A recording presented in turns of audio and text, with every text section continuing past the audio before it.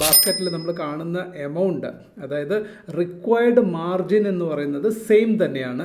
Required margin പുള്ളിക്കാരൻ്റെ capital ഉണ്ടായതിനേക്കാളും കുറവ് തന്നെയാണ് റിക്വയർഡ് മാർജിൻ. പക്ഷേ ട്രേഡ് എക്സിക്യൂട്ട് ആകുന്നില്ല. അങ്ങനെ 2-3 പ്രാവശ്യം പുള്ളി ട്രൈ ചെയ്തു. ഇത് സക്സസ് ആയില്ല എന്ന് പറഞ്ഞിട്ട് എനിക്ക് സ്ക്രീൻഷോട്ട് അയച്ചു. അതാ ബാസ്ക്കറ്റിൻ്റെ സ്ക്രീൻഷോട്ട്, ഓർഡർ എക്സിക്യൂട്ട് ആകാത്തതിൻ്റെ സ്ക്രീൻഷോട്ട്. അപ്പോഴാണ് അതിലൊരു കാര്യം വ്യക്തമായിട്ട് ശ്രദ്ധിക്കാൻ പറ്റിയത്. ആ സ്ക്രീൻഷോട്ട് കാണുമ്പോൾ തന്നെ അറിയാമായിരുന്നു അതിൽ എന്താണ് ആ മിസ്റ്റേക്ക് എന്ന്.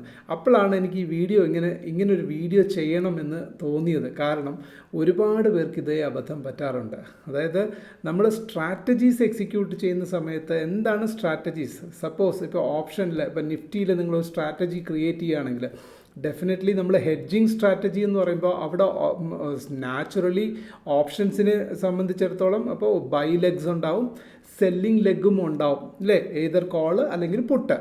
ഓക്കെ, സോ ഇത്തരം സിറ്റുവേഷൻസിൽ നമ്മൾ ശ്രദ്ധിക്കേണ്ട പോയിൻ്റ് 1 by 1 ആയിട്ടാണ് നമ്മളിവിടെ എക്സ്പ്ലെയിൻ ചെയ്യാൻ പോകുന്നത്. നിങ്ങൾ വീഡിയോ കൃത്യമായിട്ട് വാച്ച് ചെയ്യും. ഞാൻ 1-2 സ്ട്രാറ്റജി ബിൽഡറിൽ പോയിട്ട് സ്ട്രാറ്റജീസ് ബിൽഡ് ചെയ്ത് കാണിക്കാം. ബിൽഡ് ചെയ്തതിന് ശേഷം എന്താണ് കോമൺ മിസ്റ്റേക്സ് എന്നും അത് എങ്ങനെ റെക്ടിഫൈ ചെയ്യണം എന്നുള്ളതാണ് നമ്മൾ ഇന്നത്തെ വീഡിയോ നമ്മൾ പരിചയപ്പെടാൻ പോകുന്നത്. അതിനു മുന്നേ എല്ലാവരും വീഡിയോ ലൈക്ക് ചെയ്യുക. തീർച്ചയായിട്ടും ധന്നിൻ്റെ ഡിസ്ക്രിപ്ഷൻ ലിങ്കിൽ കൊടുത്തിട്ടുണ്ടാവും. എല്ലാവരും ധൻ ഉപയോഗിക്കാൻ ശ്രമിക്കുക. Okay, let's begin. ഓക്കെ, ഇവിടെ നോക്കൂ. നമ്മൾ ഇവിടെ ഒരു സ്ട്രാറ്റജി, ഒരു നോൺ ഡയറക്ഷണൽ സ്ട്രാറ്റജി ഇവിടെ ബിൽഡ് ചെയ്തിട്ടുണ്ട്. നിഫ്റ്റിയുടെയാണ്, സെൻസെക്സിൻ്റെയാണ് ഒരു നോൺ ഡയറക്ഷണൽ സ്ട്രാറ്റജി ഇവിടെ ബിൽഡ് ചെയ്തിരിക്കുന്നത്. ഈ ഒരു സ്ട്രാറ്റജിയിൽ നിങ്ങൾ ശ്രദ്ധിച്ചാലറിയാം. ഇവിടെ നമ്മുടെ പേ ഓഫ് ഗ്രാഫ് നിങ്ങൾക്ക് കാണാൻ കഴിയുന്നുണ്ട് അല്ലേ? എന്താണ് ഇവിടെ കാണാൻ കഴിയുന്നത്?